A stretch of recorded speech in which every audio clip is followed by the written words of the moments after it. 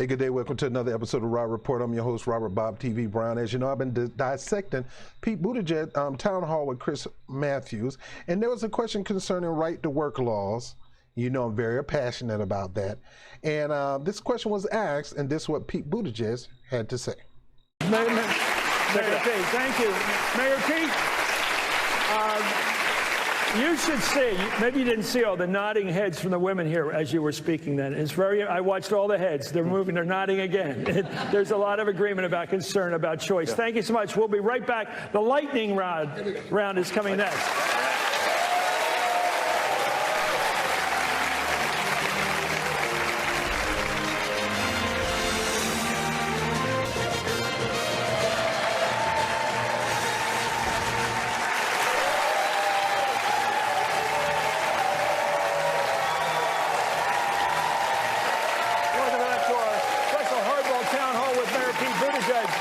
We're live in Fresno, a wonderful part of California. Thank you for all being here, everybody.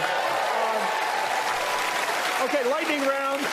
Yes or no answers would suffice, but you want to expand on it. Right to work laws. The last time we had a town meeting, a guy stood up and said, I hate these right to work laws. He said, I'm an electrician. I don't like the fact that somebody can call themselves an electrician without joining a union. Where you stand? Right to work laws. Bad idea.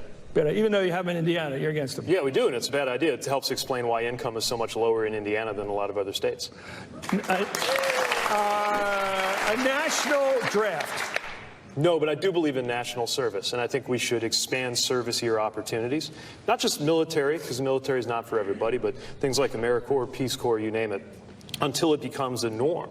That when you're 18, you spend a year in national service. And whether you're headed to college or into the workplace, the first question you'd get on your application is, what'd you do with that year? I think it's great. I think it's a cultural thing. I think it would knit a lot of Americans together. I mean, I got to know so many radically different people from me, different politics, different backgrounds when I was in the military. But you shouldn't have to go to war to have that experience. Did you ever have to use your weapon? That's it. All right, so before we go any further, the first one was people to just say, yeah, I think we should have unions and we should make it easy for states to unionize. It's one of the reasons why people don't have the benefits that they need. Well, that's one of the reasons, but if your government can push it, if you can push it and push legislators to join you, they can have a decent livable wage. They can have FMLA. I mean, the states, you don't have to wait on the union for these things to happen on a one-on-one or corporate basis. This can happen across your city, across your state. New York is good at that. You automatically get 5 vacation days. Now, they left it open where you have to, will the company give it to you or not, whether you have to earn it or not. You're going to always have to earn it with most of these corporate nut jobs. They're not just going to give it to you. They have FMLA, Family Medical Leave Act. They also have emergency leave. You know, they have a leave for if you're getting ready to have a baby, where you have so many months to take off to serve that baby. So New York has things. They were not going to wait on a union to make that happen. A company have to automatically, if it's the law of the state, law of the city, law of the land, a company have no choice but to succumb to that or get out of that state. And that's why companies kind of tiptoe about coming to New York, because they know that it is the law in New York City that you got to have this, this, and this, and this. There's not up for discussion. You're going to give it to your workers. Whether you like it or not, you're going to give it to you. You're not going to negotiate this in a boardroom. The union not going to be fighting you for that. You're going to give it to them, or you can just get out the state. That's why a lot of companies like Walmart and a lot of companies go outside of New York City, because those city laws don't affect regions like Long Island and all that kind of stuff. And the second question was service. I am in agreement with him. I believe that people should have a passion to serve in their community, should have a passion to serve their nation in whatever way capacity they feel they should. Why? Because it gets you out of your comfort zone. It gets you out of your environment. That's why I believe in things like the Job Corps. I believe in things like the Peace Corps. I believe in all these different kind of agencies that allow you to participate, and that way you get to know one another. You get to know the different cultures. You get to know people's way of thinking, way of life, way of believing, and it helps you understand them more. And when you understand people more, you're able to accept them more and receive them more and even love them more.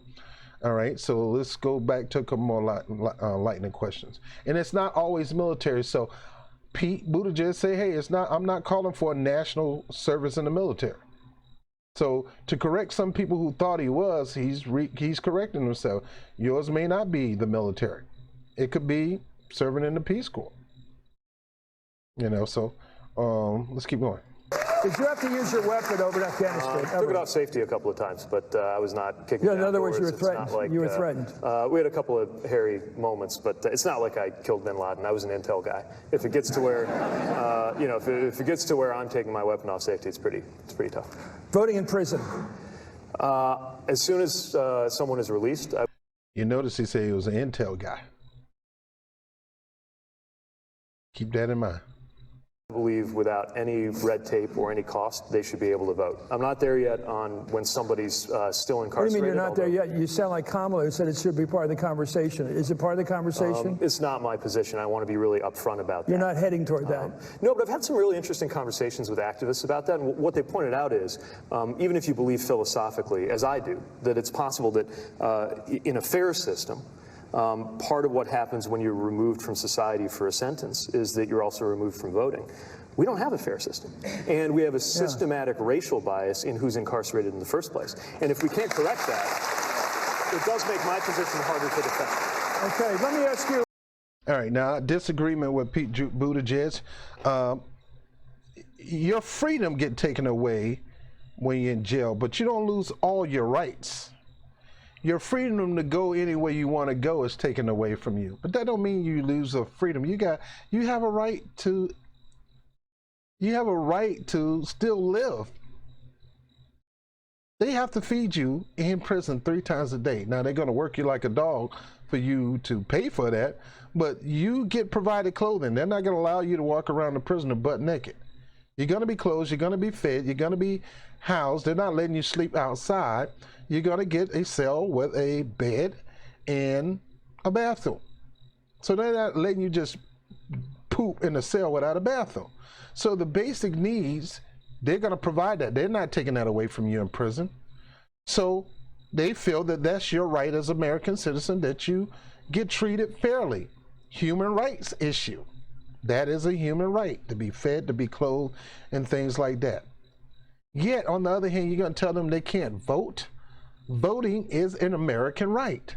It doesn't matter whether you're in jail or not. That right, that is a birthright.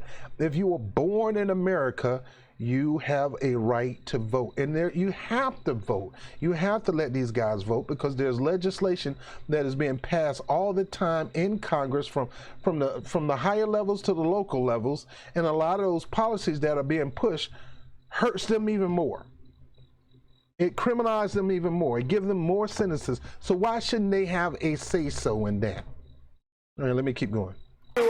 Same topic, same cultural realities. Capital punishment, for or against it? Against it. Good. 21 states now against it, and you're against it. In any case. Okay. I'm pro-life. I don't believe life should be taken away. Even when it comes to women's rights, women have the right overall, but I will always try to find some kind of option to help them make. See, what's your right may not always be the right thing to do. And I'm going to do a message on that. What may be my legal right may not be the right thing to do. So yeah, you got a right to get rid of your child, but it may not be right. I mean, it may not be the right thing to some other people, because here I am, a single father. I would love to adopt a child. And it hurts me when I hear about abortion, especially casual abortion, what I call casual abortion. You know, I slept with the wrong guy. I woke up when I was drunk. He was, you know, he was looking good, but when I woke up next to, you know, Jabba the Hutt. I can't have this baby, and now I'm pregnant. I can't have this baby. Well, I will try to offer options and give you an opportunity to choose that option. Now, if you don't choose it, you have a right to just continue to go down that path, because that's the way our system is. But I do believe there should be some things that I believe you should be able to look at all the options before you make that decision.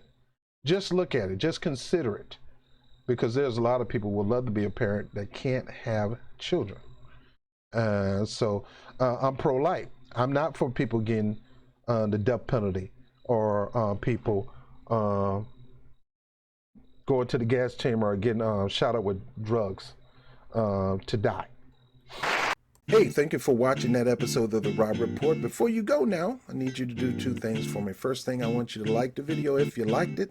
Second thing, I want you to share it all across social media. And if you have not subscribed, please make sure you hit the subscribe button right now. Stop and do it. As Jimmy Dore says sometimes, you think you're subscribed, or you go check and find out you're not subscribed. So make sure you check that you're subscribed and hit the notification bell. That'll let you know when I put a new content out. I'm not a fan of Super Chat, so if you plan on giving to the efforts of Bob TV, make sure you do that through Bob TV NYC at paypal.me. Anybody who want to have free access to my Patreon channel, I'm trying to save you money on your cable bill. I ran into a program that I think everybody need, everybody can afford, and everybody should have, and that link is down there below. 5,000 plus channel, best sports package, and the best premium TV, and even international channels, and you can access this all over the world. Go ahead and check that out, get your free trial, and if you decide to support, become members of those two services, we'll go ahead and give you full access to the Patreon channel, and there's no cost to it. So my name is Robert Brown with the Rob Report. Thank you for watching. I'll holler at you later. Peace.